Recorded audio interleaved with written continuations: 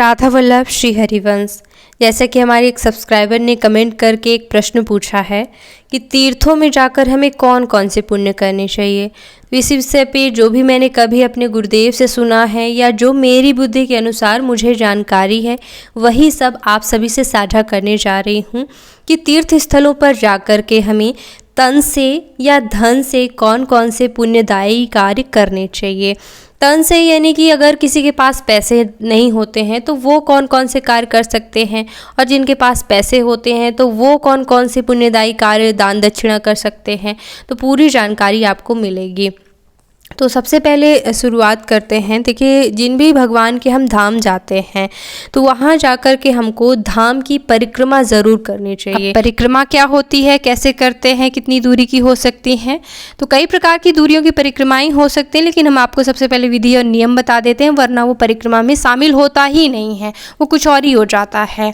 तो बिना चप्पल जूते पहने हुए नंगे पैर भगवान का नाम जप करते हुए भगवान के दर्शन के लिए जाना, या फिर भगवान के दर्शन के लिए चला गया आपका एक एक कदम परिक्रमा में शामिल होता है। जब आप उनका नाम जप करते हुए चलते हैं या फिर उनको दंडवत प्रणाम करते हुए चलते हैं, ठीक है। तो कई प्रकार की परिक्रमाएं होती हैं, जैसे कि एक धाम की परिक्रमा हो जाती है, यानी पूरा तीर्थ स्थल जितने किलोमीटर में बसा हुआ होता है, चाहे 5, 10, 15, 12 किलोमीटर, वहाँ धाम में जाने में आपको पता चल जाएगा धाम की परिक्रमा कितने किलोमीटर की है।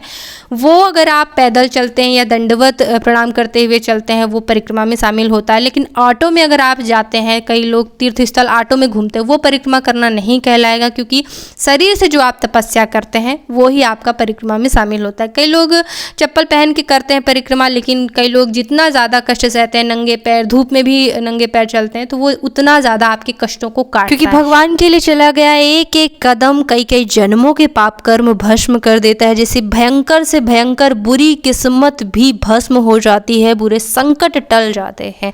इसलिए ज़रूर फ़ायदा उठाना चाहिए। अगर धाम में गए परिक्रमा ज़रूर करें, ठीक है। दूसरी चीज़ है, अगर धाम की परिक्रमा कई जगह नहीं होती है तो मेन गेट से मंदिर परिसर से मुख्य मंदिर तक जाने का जो रास्ता होता है, चाहे वो आधा किलोमीटर हो या फिर 1 किलोमीटर हो या फिर बहुत ही कम दूरी का हो, तो वो भी आप परिक्रमा की तरह ही कर सकते हैं। भगवान का नाम जप करते हुए अगर आप चलते हैं, किसी की निंदा बुराई ना करते, हंसी ठिठोली बिल्कुल नहीं करना है, तो वो भी आपका परिक्रमा में शामिल हो सकता है, ठीक है। दूसरी चीज़ है, जब मुख्य मंदिर में जाते हैं, वहाँ पे भी मुख्य मंदिर में जब अगर गोल गोल घूमने की व्यवस्था कई जगह होती है, वो मंदिर की परिक्रमा कहला जाती है।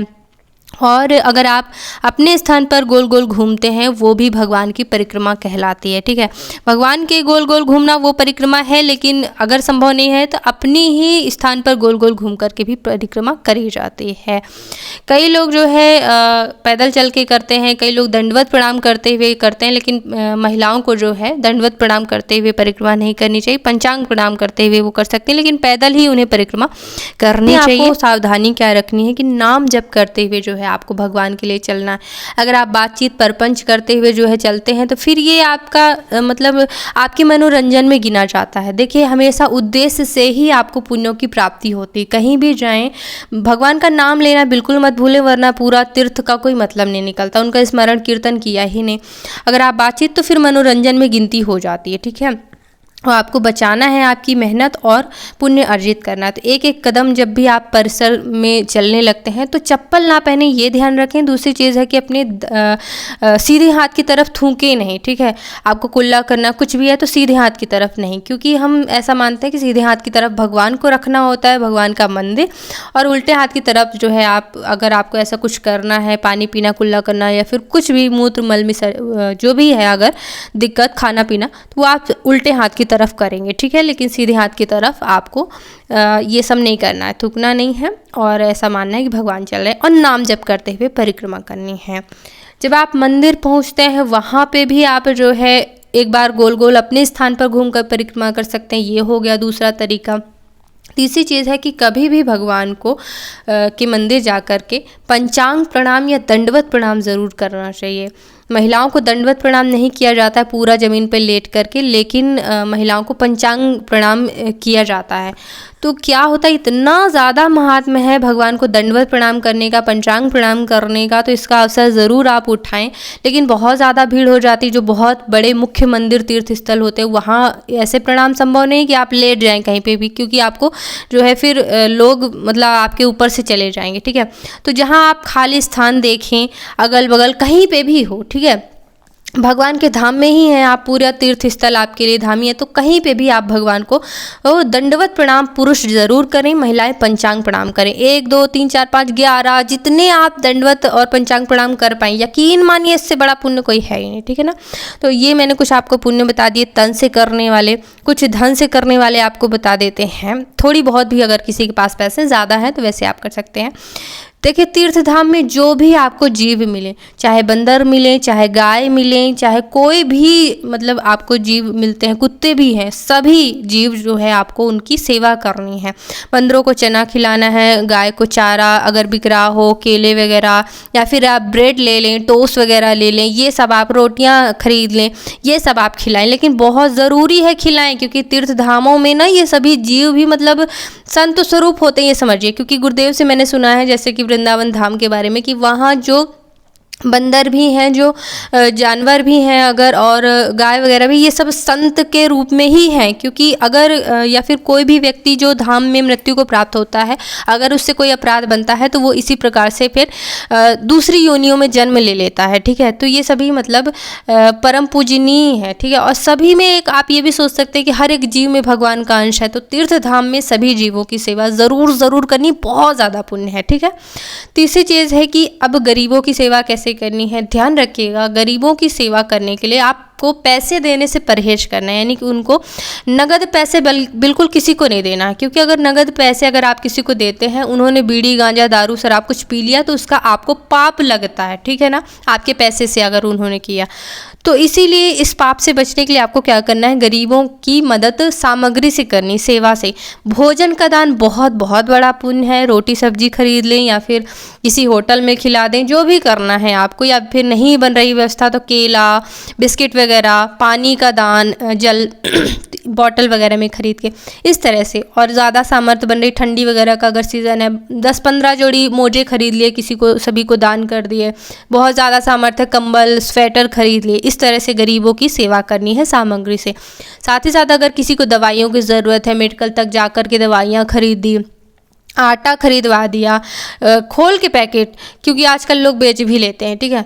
बहुत से मतलब वो है, ध्यान से, यानी कि दुरुपयोग नहीं होना चाहिए कि आपके पैसे का प्रयोग करके कोई दारू गांजा गलत आदतों में लगाए तो उसका आपको पाप मिलता है। इसलिए ध्यान से पैसे देने के समय आपको बिल्कुल ध्यान रखना है, वरना तीर्थों में पाप का भी ज़्यादा फल प्राप्त होता है। जैसे पुण्य का ज़्यादा फल, वैसे पाप का भी। तो ये आपको ध्यान रखना है। ये मैंने आपको तन और धन से सेवा बता दी। कुछ और आप को बहुत महत्वपूर्ण कार्य बता देती हैं जो कि आप शरीर से कर सकते हैं। इससे आपका अहंकार भी जो है चला जाता है, साथ ही साथ अनंत गुना जो है पुण्यों की प्राप्ति होती है। तीर्थ धाम में सोहनी सेवा करने से, यानी झाड़ू लगाने से, यानी साफ सफाई करने से बहुत गुना फलों की प्राप्ति, पुण्यों की प्राप्ति होती है। क्योंकि जो ये धाम होते हैं ना, मतलब भगवान का एक घर समझिए, ठीक है। तो वहाँ अगर आप झाड़ू पोछा साफ सफाई करते हैं, यानी कि आप अपने पापों पर झाड़ू लगा रहे हैं, आप अपने पापों की सफाई कर रहे हैं। इतना तीव्र, इतनी जल्दी जो है आपके पाप कर्मों की सफाई होती है और आपकी अच्छी किस्मत आने लगती है, आपकी बुरी किस्मत की सफाई हो जाती है, ये समझिए। तो ज़रूर सोहनी सेवा यानी झाड़ू लगाने का मौका ढूंढिए, या फिर आपने पत्तल ही उठा दिया, पॉलीथीन, कुछ भी मतलब गंदगी देखी सब उठा दिया, कहीं पे डाल दिया कूड़ादान में, बहुत बड़ा पुण्य है, ठीक है। दूसरी चीज़ है कि किसी के जूते चप्पल बिखरे पड़े हुए हैं, उनको आपने अरेंज कर दिया, यानी किसी भी प्रकार से आपको साफ़ सफाई का मौका ढूंढना है। विशेष जो मंदिर होते हैं वहाँ पे अगर आप मंगला आरती के बाद जाएं, वहाँ पे भी साफ़ सफाई का जो है आपको मौका मिल सकता है। अगर आप इंतज़ार करें 1-8 घंटे का, तो बहुत बड़ा, जितना बड़ा मंदिर परिसर अगर मौका मिल जाए साफ़ सफाई का तो बहुत अच्छा, ठीक है। तीसरी चीज़ है कि जो भी आपको और अन्य सेवाओं का मौका मिले, जैसे कि कोई आपको बुजुर्ग दिख रहा है, उसका आप सामान ढो करके आप उसके पास तक रखते हैं, नहीं, तीर्थ यात्रियों की भी अगर आप मदद करते हैं, वो भी आपके पुण्य में ही शामिल होता है, ठीक है। एक खास महत्वपूर्ण बात ये कह रहे हैं, कभी भी तीर्थों में भंडारा नहीं खाना चाहिए, क्योंकि तीर्थ स्थलों में भंडारा लोग जो है करते हैं पुण्य कमाने के लिए। तो अगर हम किसी का अन्न खाते हैं तो वो हम अपना पुण्य दे देते हैं। हमने परिक्रमा करी, हमने तीर्थों के दर्शन के पुण्य लिए और हम भूखे प्यासे गए और उनका खाना खाया, उनको पुण्य दे दिया आधा। इसलिए अपने पुण्यों को देने से बचना चाहिए, मतलब भंडारे का भोजन गृहस्थों को नहीं करना चाहिए। वो गरीबों के लिए होता है या फिर जो साधु संत होते हैं वहाँ के लिए होता है। गृहस्थों को कमा करके ही खाना चाहिए, चाहे व्रत उपवास रहना पड़े, लेकिन दूसरों का इस दिन मतलब तीर्थों में नहीं खाना चाहिए। ये बात आपको अपने पुण्य को गंवाने के लिए ध्यान में रखनी है, ठीक है, कि अपना ही खाएं, ठीक है।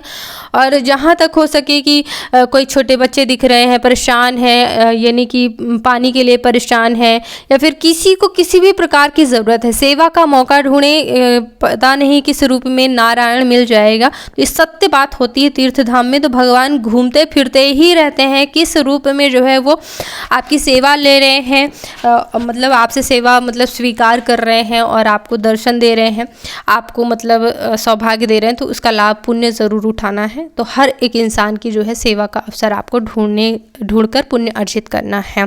साथ ही साथ इन सभी कार्यों को करते हुए अगर आपने नाम जप नहीं किया तो सब कुछ व्यर्थ है। हर एक काम को करते हुए आपको भगवान का नाम जप ज़रूर करना है। जैसे सीताराम सीताराम, राधा कृष्ण, जिनके भी आप गए हैं तीर्थ स्थल, लगातार उनके जयकारे, लगातार उनका नाम जप करते रहना है, तभी जो है आपको पुण्य की प्राप्ति होती है। देखिए तीर्थ में जितना पुण्य होता है उतना ज़्यादा पाप भी होता है। कि अगर तीर्थों में जाकर आप किसी की निंदा कर रहे हैं, किसी ने किसी का पर्स चुरा लिया, अगर मान लीजिएगा आपका कुछ गुम जाता है तो समझिए कि आपका बहुत बड़ा नुकसान जो है छोटे में भगवान ने करा दिया। लेकिन अगर आप वहीं कोई अपराध करते हैं, किसी की दुकान से कुछ ले लिया या फिर किसी को धक्का दे रहे हैं, तो ये आपका छोटा सा अपराध, यानी कि कोई एक चीज़ करी आपने, वहाँ पे 10 की गिनती होती। जैसे कि एक पुण्य करो वहाँ तो 10 के बराबर गिनती होती। वह ऐसा भी होता है कि आप अपने परिवार वालों के बारे में कुछ बातचीत कर रहे हैं, झूठ बोल रहे हैं, निंदा कर रहे हैं, तो इसकी भी 100 गुना वहाँ पे गिनती हो रही है। इसलिए भगवान के नाम का कीर्तन जप करने का ध्यान रखिएगा। आलतू फालतू पाप मोल लेने मत जाइएगा। कुछ और चीज़ें हैं, जैसे तीर्थों में जाकर के जो पवित्र नदियाँ होती हैं, तीर्थों के कुंड होते हैं, नदियाँ, वहाँ का स्नान ज़रूर करना चाहिए। ज़रूर स्नान करें, और अगर नहीं हो पा रहा है स्नान तो जल अपने ऊपर तो ज़रूर ही छिड़क लें।